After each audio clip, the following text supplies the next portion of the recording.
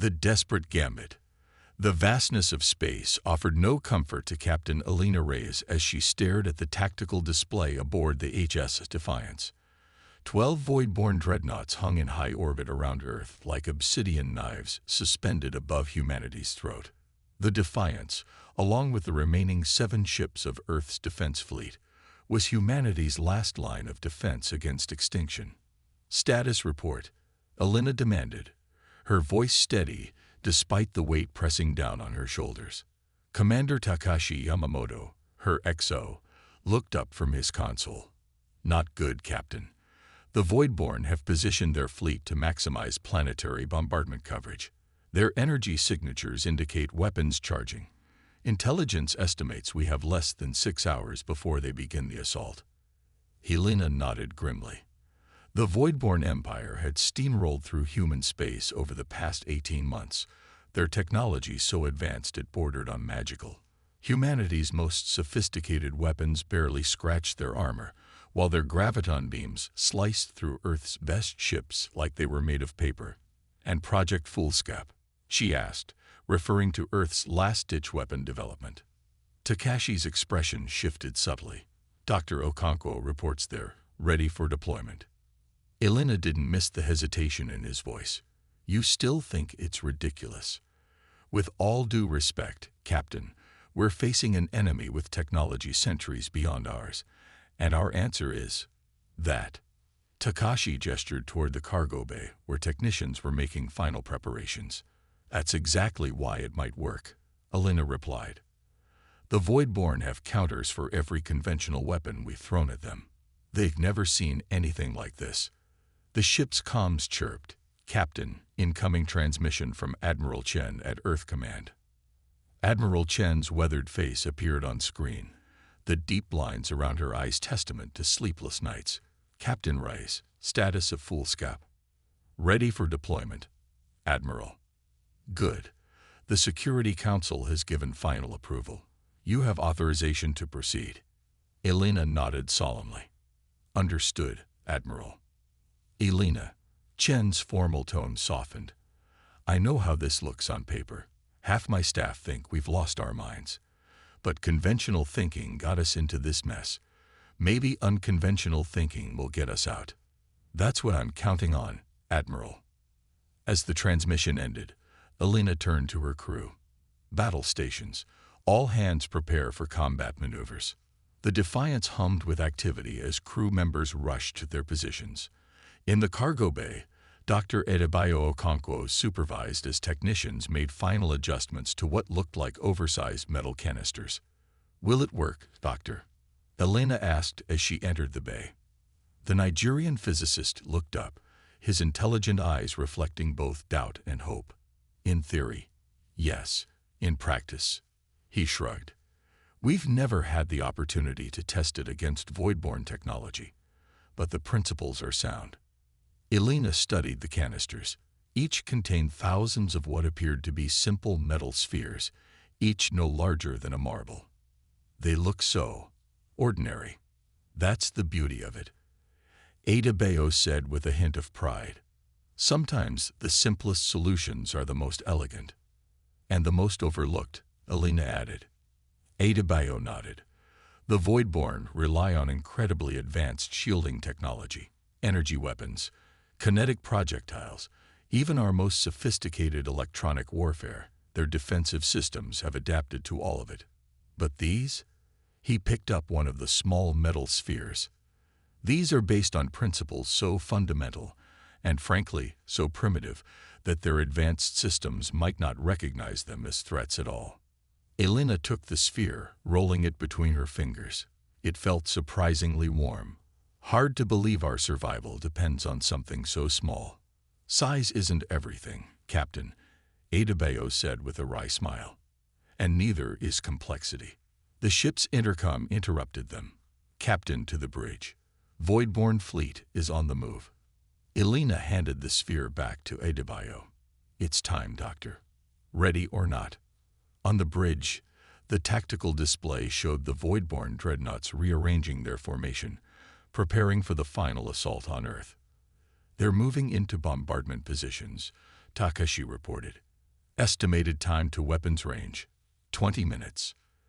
Elena took her command chair, her decision already made. All ships, this is Captain Reyes. Form up on the Defiance.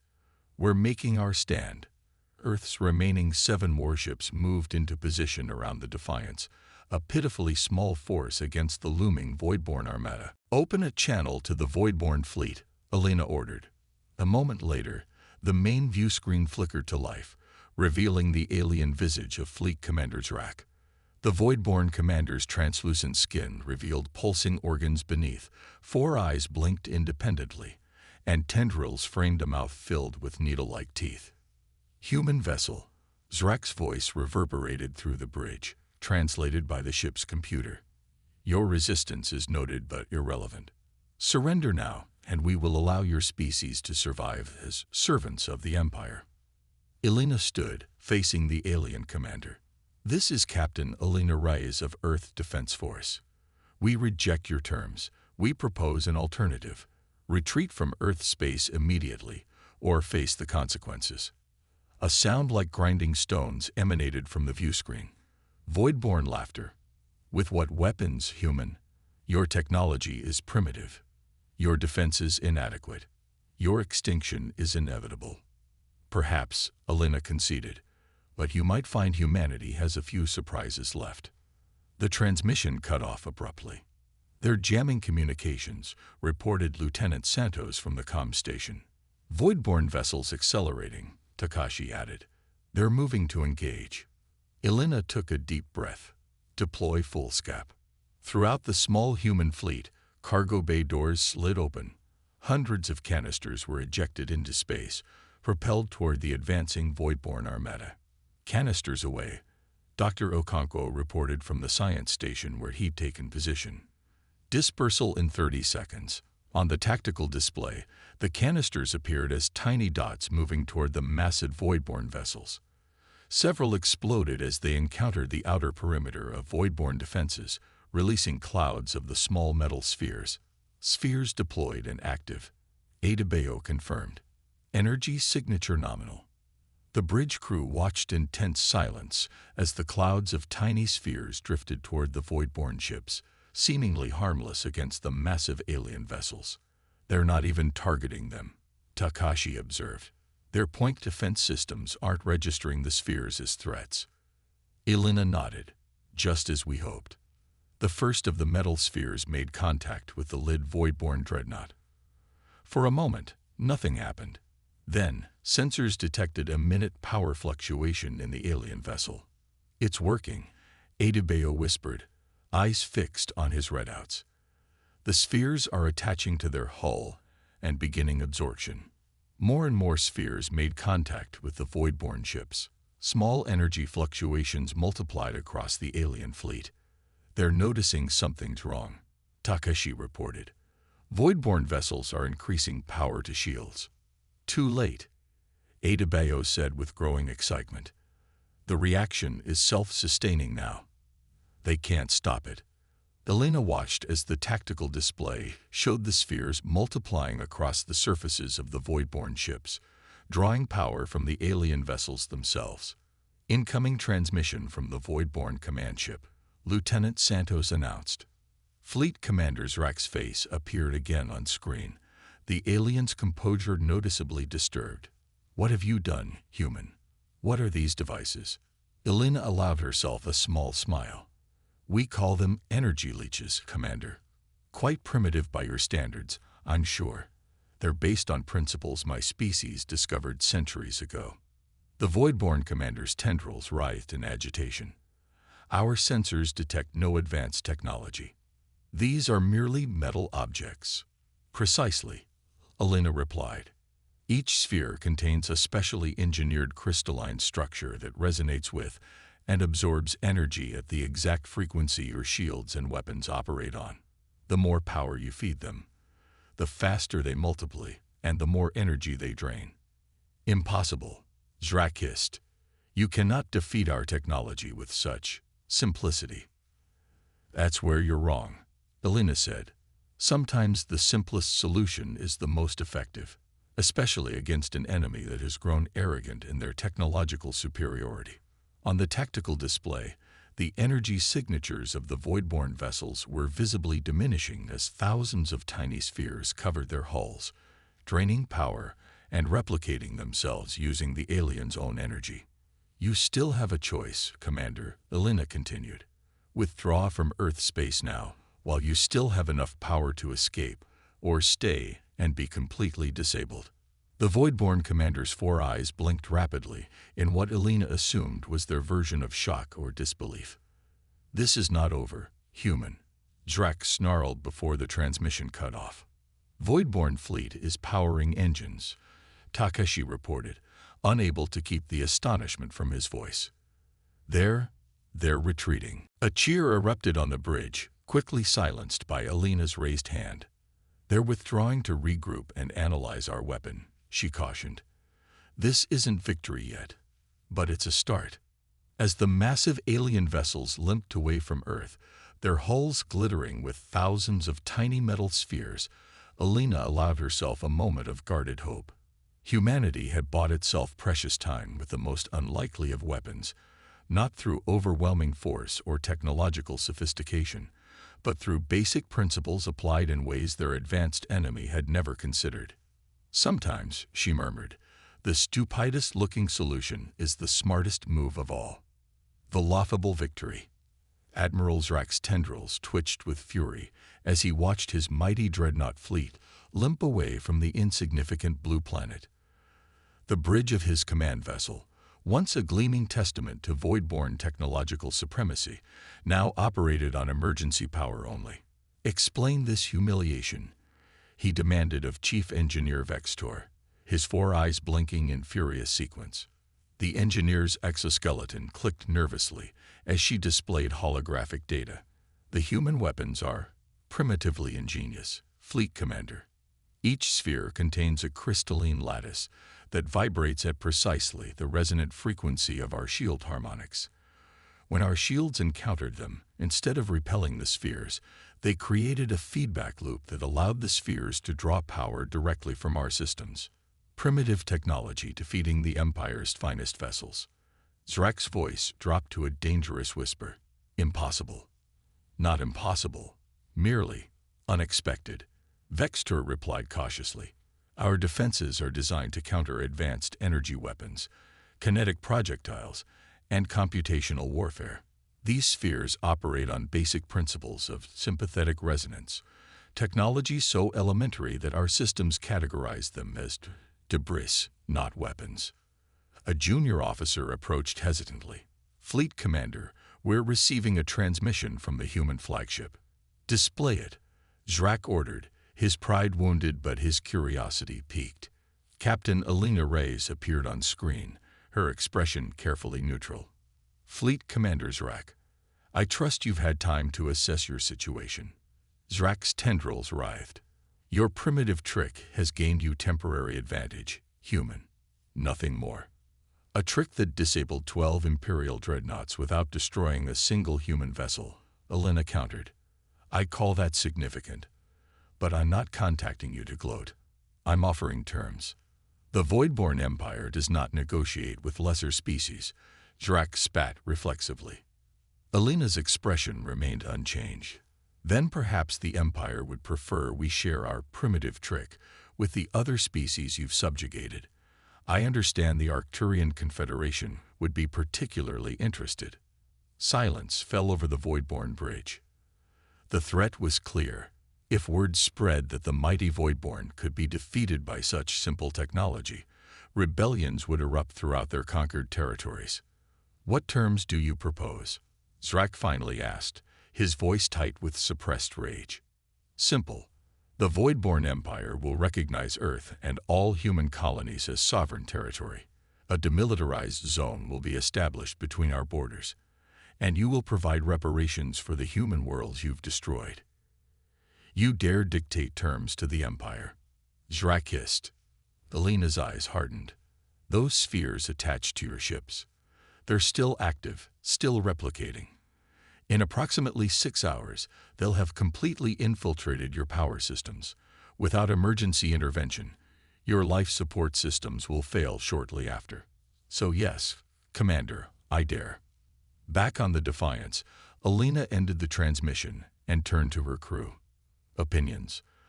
They'll stall for time, Takashi said immediately. Try to find a countermeasure. Dr. Okonkwo nodded in agreement. The Voidborn are arrogant, but not stupid. They'll be analyzing the spheres, looking for weaknesses. Let them try, Alina replied. The beauty of Foolscap is its simplicity. There's no complex programming to hack, no sophisticated electronics to disrupt. Just basic physics principles working exactly as they should. They could simply abandon their ships, Lieutenant Santos suggested. Transfer to vessels unaffected by the spheres. Possible, Alina conceded. But the Voidborn place enormous cultural value on their dreadnoughts. Each represents centuries of technological development and serves as a symbol of their superiority. Abandoning them would be a profound humiliation. The tactical officer, Lieutenant Commander Park, spoke up. Captain, we're detecting communication bursts between the Voidborn fleet and what appear to be observer vessels from other species. Alina raised an eyebrow. News travels fast. Word of a Voidborn defeat would spread rapidly through the galaxy, Takashi noted. Especially a defeat by humans, whom they've publicly dismissed as primitive. Good, Alina said firmly. Let the galaxy see that humanity isn't to be underestimated.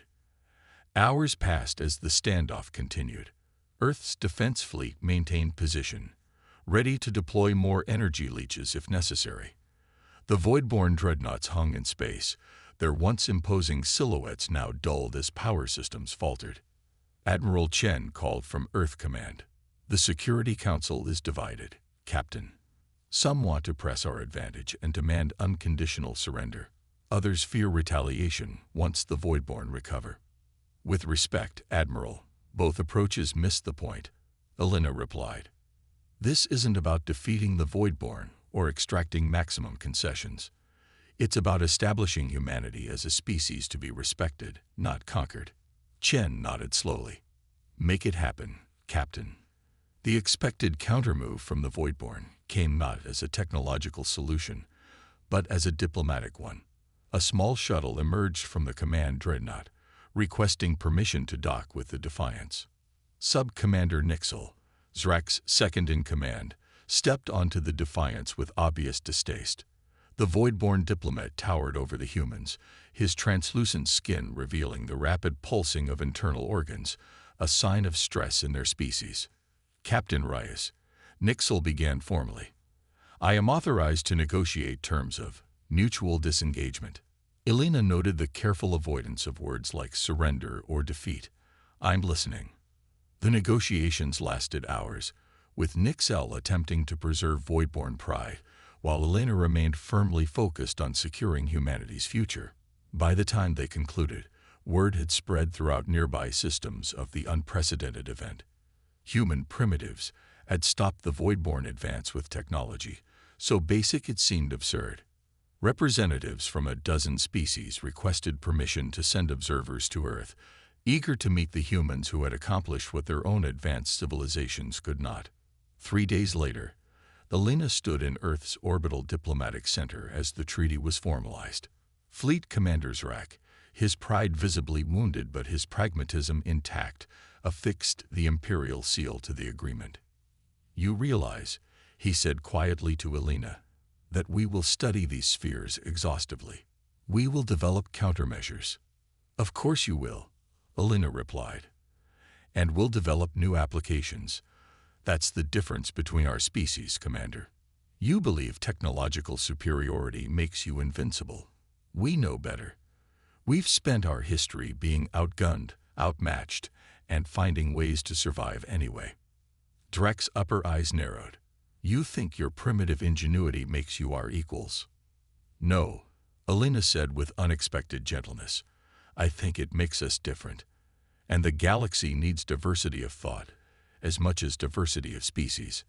As the Voidborn delegation departed, Dr. Okonkwo joined Alina at the observation window.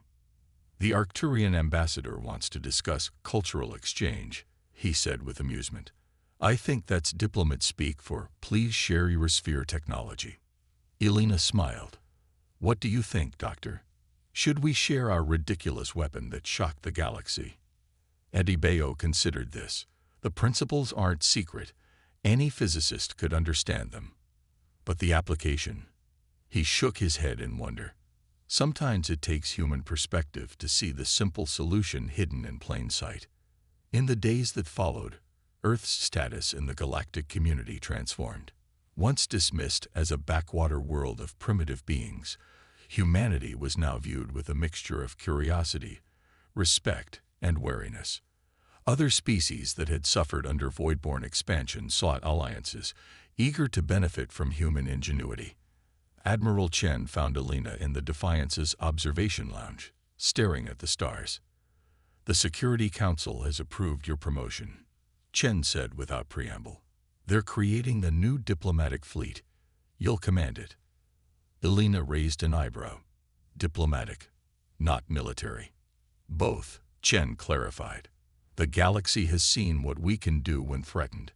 Now they need to see what we can offer as allies. She handed Elena the datapad. Your first mission. A goodwill tour of the systems bordering void-born space. Elena scrolled through the mission parameters. They're calling it the Foolscap Doctrine. Seriously. Chen actually smiled.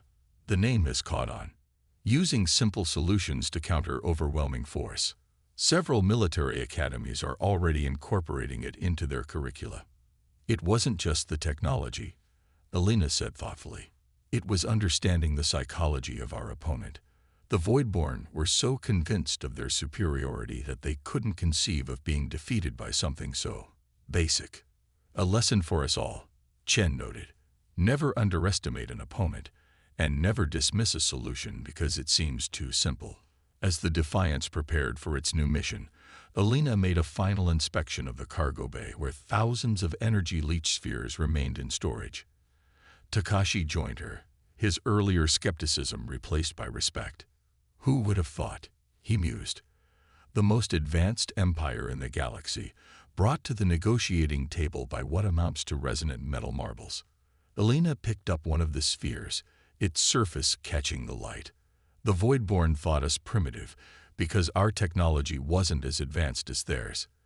They never considered that sometimes the most effective solution isn't the most sophisticated. She placed the sphere back in its container and sealed it. Humanity's greatest strength isn't our technology, Commander.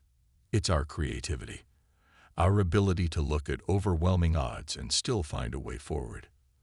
As the Defiance departed Earth orbit, carrying humanity's representatives into a galaxy that now viewed them with newfound respect, Elena couldn't help but smile at the irony. The Voidborn had come to conquer a primitive species, only to be defeated by the very simplicity they had dismissed. It was, perhaps, the most human victory imaginable, winning not through superior force, but through unexpected ingenuity. Sometimes, the stupidest-looking weapon turned out to be the smartest solution of all.